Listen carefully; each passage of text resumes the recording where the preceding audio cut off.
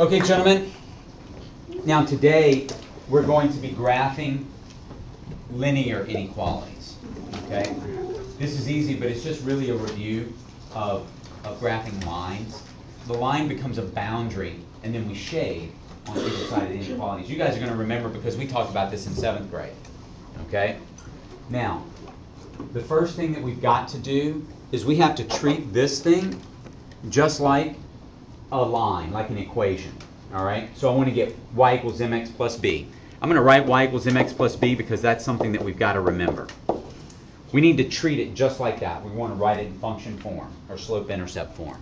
So I'm going to subtract 3x from both sides, and I'm going to get negative 2y is greater than or equal to negative 3x minus 4. Okay? Now I need to get the y by itself. I'm going to divide by negative 2. Everything gets divided by negative 2.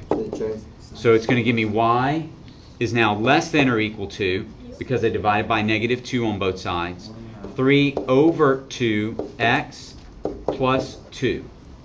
Okay? Remember, I'm treating this inequality, I'm treating it like an equation. I'm putting it in function form. Now I'm going to graph this line. And you'll remember the very first thing that I want to do when I'm graphing a line is I want to go to the y-intercept and put a dot. So on the y-axis, I'm going to go to 2 and put a dot right there. Then I'm going to use the slope to find another point. So I'm going to go up 3 and over 2 and put another point. I can go ahead and do another one if I want, if the smartboard will let me. There we go. All right. I can go back 2 and down 3, right? Same slope.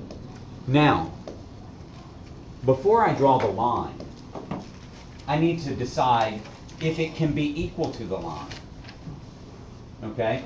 Can it be equal to the line then? Yes. It can, because it says that y is less than or equal to the line.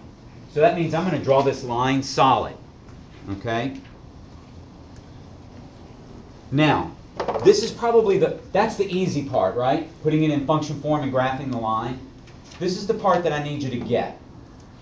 I need you to see that anytime I have a function, it's going to cross the y-axis. And it's going to divide the y-axis into two parts. Okay? It crosses at 2, and it divides it into the upper half, the greater than half, which is the red part, and the lesser than half, which is the green part. Okay? So let me ask you, should I shade on the red side of this line, or should I shade on the green side of this line? Eric? The green side. Exactly, because it says less than. And you can see this is where the values of y are less than. This is where the values of y are greater than the line. This is where the values of y are less than the line. So all I have to do is just shade on this side of the line. There we go. And I can shade it. Well, it looks better if I keep going in the same direction. All right. Now what that means is any point that I choose in this shaded area, in this green area, if I plug it into the equation, I'm sorry, not the equation, but the inequality, I'm going to get a true statement. Okay? All right, let's try another one.